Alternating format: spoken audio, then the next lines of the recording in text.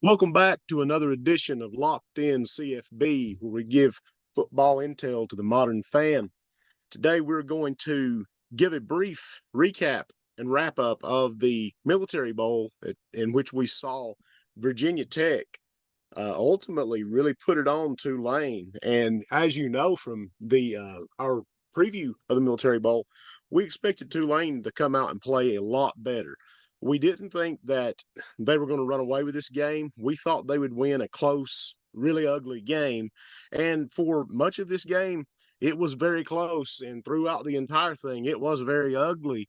But the thing that really, I think that makes this game stand out is that while we may have picked the wrong team to win, we hit this game, hit the hit the nail dead on the head, because we said exactly what these teams needed to do to win.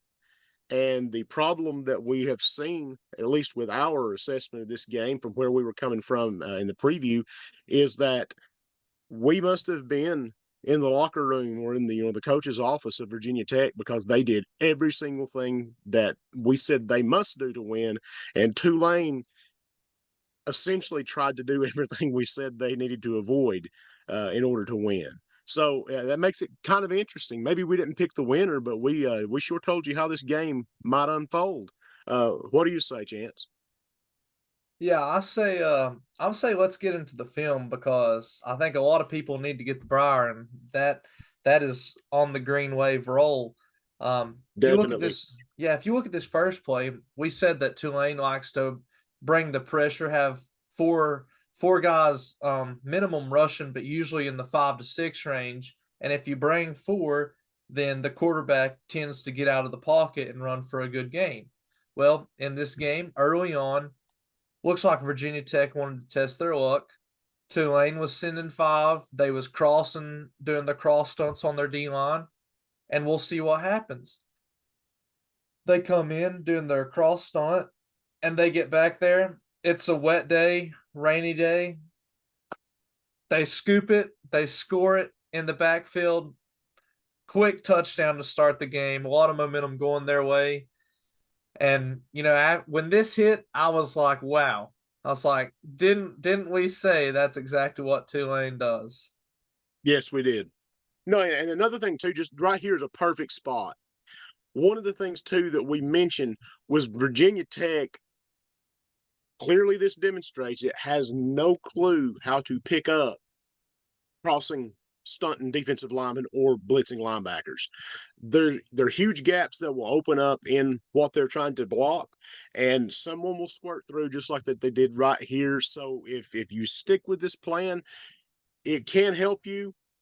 Big rewards, but it also comes with big risks that ultimately Virginia Tech were able to take advantage of, I think. Yeah, I definitely agree. Um, Going right on into the next play though, it actually sets up what Virginia Tech would eventually find their rhythm in, and that's just this simple little run to the left right here. That's not even blocked that great, but you can see Tulane's line and their linebackers flow pretty terribly. Um, Say they don't really get across, and they all get beat to the outside. Mm-hmm. I'll say it's honestly not blocked well. They just can't get going to the sideline, and Yeah. I mean we're gonna see that time and time again throughout the game. Say you see linemen turn completely the wrong way, and it just still doesn't hit home that Tulane needs to get outside and stop the outside run. And one of the points that I think you made several times the other night on the video was, or the recording, was that Tulane's linebackers are their weak link. And when you have linebackers who cannot flow horizontally, the outside run is going to stretch your defense more than it's going to be able to stand, and you're going to end up getting beat in other areas. Yeah, what's even worse is that because of this, they was so scared of getting beat to the outside run, they try to overcompensate. So later on the same drive, on a 4th and 2, we see what will happen for the rest of the entire game, which is a little motion with a little sniffer, and Drones just takes it the other way for 20 yards for a first down on 4th and 2. And if you look, boy, look at that. Look at that. Man, you got to like that H-back coming out there and rocking that dude because they over-assume, because, we said that Virginia Tech likes to run that flood play. But if they can run Drones, they're going to put him out there. And when 24 comes through and just cleans this dude's plow, I mean, that's some funny. It's like, yeah, I'm on a route. I can hit you too. Yeah, it's within 5. I mean, it doesn't really matter that much, And especially it, since he and if you took off. and that cornerback, you could see right there's not man one in that defensive backfield that's wanting to tackle that big quarterback. No, that dude is a full 230, full of muscle. So I mean, Big old boy, man. Just look at the size differential. I mean, Good for him. I don't really blame him, but I mean, it's a No, I wet don't either. day. It's a wet day. They ain't throwing the ball much. You're gonna have to stop the run. They was smart and they ran the ball 50 times this game. Virginia Tech did. That's a That's lot. right. I mean, if you're not a physical team, it's gonna be hard to stop that. They didn't give a dang about being pretty. They were going to win that ball game. And what makes it even worse for Tulane is that in the second half, the rain just picked up. It got even worse for them. We'll Oh see yeah. right here. Drones Boy, look just at that take field. off Look at that right field. down the middle of the field. Who's going to touch him? Nobody. How about And y'all? it just Nope. happened all game long. They needed a third down. Who we going to? We going to Drones. You'll see the Yeah, you saw that linebackers early. getting crossed. You see the D line getting crossed, and you send 4. We talked about it all week. If Tulane sends 4, they're not going to get to the quarterback. And what happens? That gap in the middle, and he just takes off. Oh yeah, and one of the things that I always think's interesting. There's a pretty wise old coach told me that one time, just as a side note. He said, if you're on defense, the B gap on the backside is the scariest gap in the world because he said that's where the quarterback run's coming. And lots of times it does. And, and Drones really makes use of that. And I think that one of the things, too, that we haven't mentioned yet that Virginia Tech did such a good job on, and I would have to think that the coaching staff just drilled that into their heads. We are going to pick up yards on first down. They never got into terrible third down situations, and that's where I think that sometimes the clumsiness of their playbook really hurt them against, say, a team like Louisville. There's none of these weird flare passes with 2 people, running into the flats looking confused. They were able to stay within their strengths largely because they picked up the yardage they needed to pick up on first down. And when you're standing there, maybe second down's a tight down and you wind up at 3rd and 3. Well, guess what?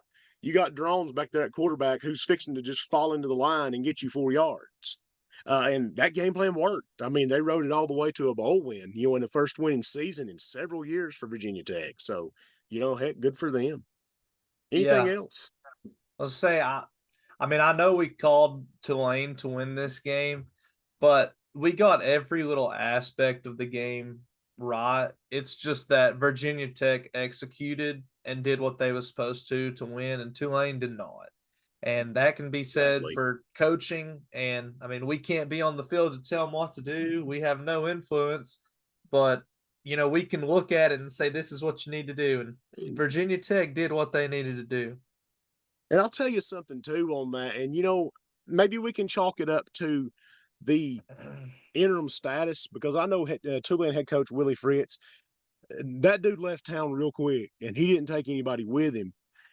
And so I wonder if there were not complications in all of that because Tulane, they did not look in sync. They never looked in sync that whole game, in my opinion. There are moments where there were flashes, and you thought, you know what?